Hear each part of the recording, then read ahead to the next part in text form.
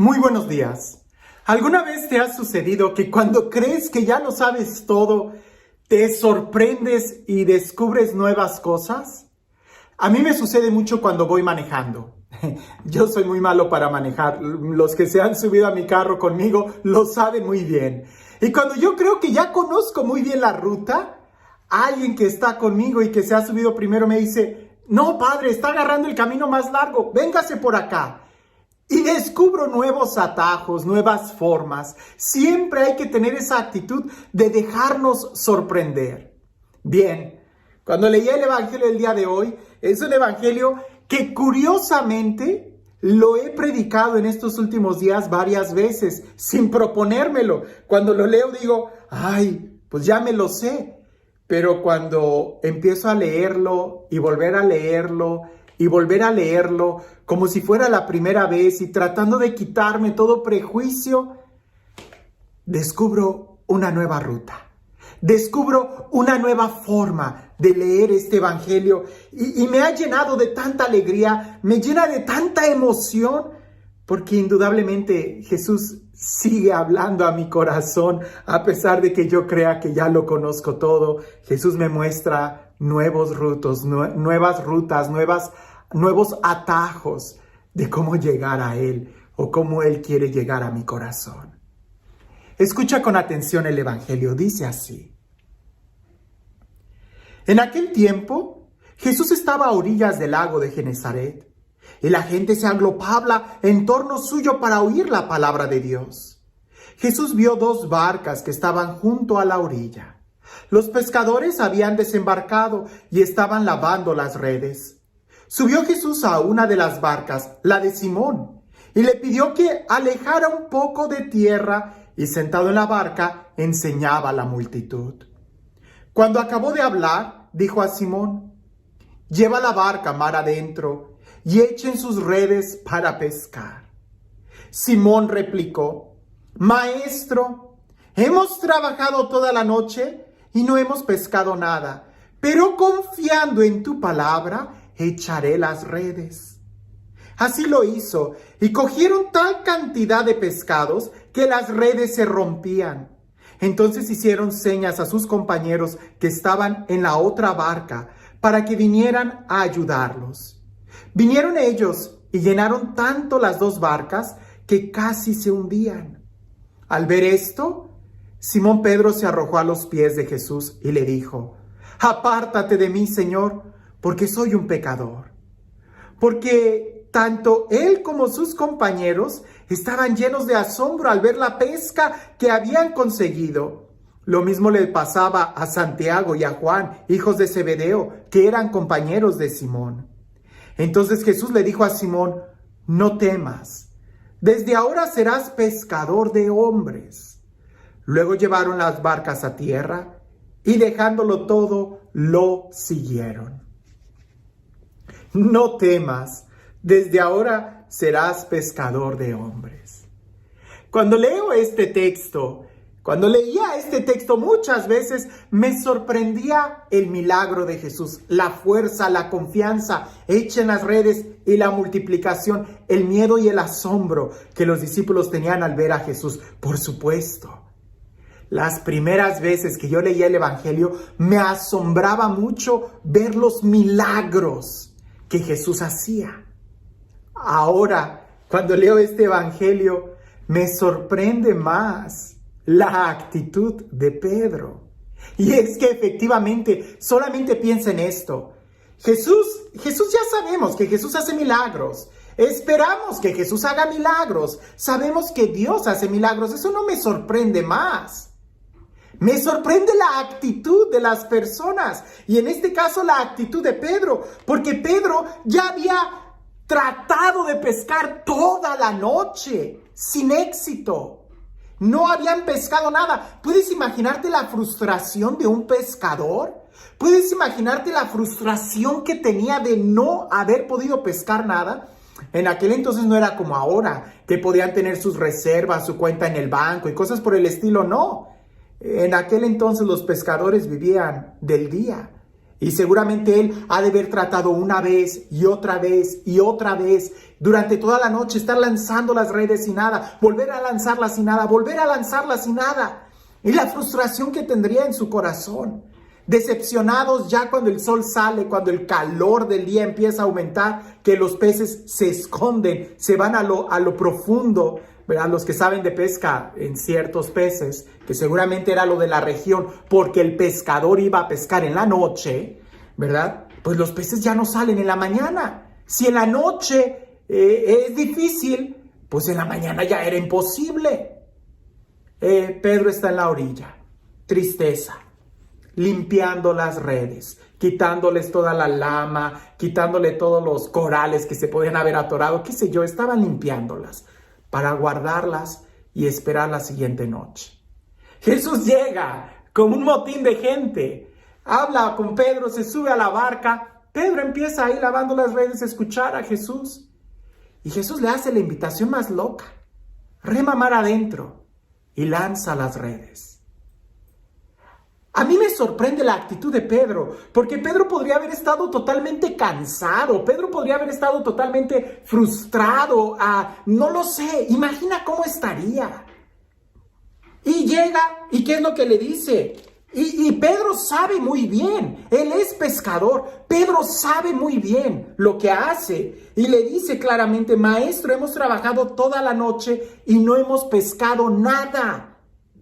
Pero confiando en tu palabra, echaré las redes. ¿En la palabra de quién? ¿De un carpintero? ¿En la palabra de quién? Jesús no era pescador. Pero confiando en tu palabra.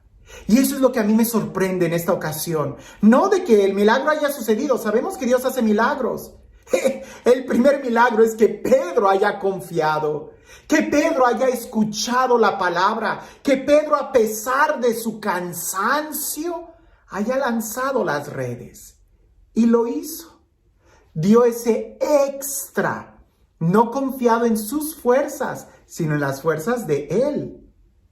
La diferencia entre una vida ordinaria y la vida extraordinaria radica precisamente en ese extra que se da. Y el extra no es mucho, es solamente un poquito más, un poquito más. Pedro sabe dar ese poquito más, ese extra, ya no en sus fuerzas, sino en las fuerzas de la palabra que había escuchado. Y ahí es donde él desencadena el milagro que va a suceder. ¿Cuántas veces Dios, que tiene la capacidad de hacer miles de milagros y sigue haciendo milagros? Justamente el día de hoy escuché el milagro de una religiosa que había sido sanada y que los doctores no sabían qué es lo que había pasado con ella. Y ella me lo contaba y yo le creo, ¿verdad? Dios sigue haciendo milagros. El punto es que Dios cuántas veces quiere hacer milagros en nuestra vida, pero porque nosotros no confiamos en su palabra, detenemos el milagro. El milagro Dios lo hace, pero es como si nosotros le diéramos el empujón, le diéramos el permiso al hacer ese extra. Mientras tú confíes en tus fuerzas y mientras tú hagas la obra de tu vida confiado en tus fuerzas, vas a tener respuesta humana. Vas a tener una cosecha humana, porque fueron fuerzas humanas.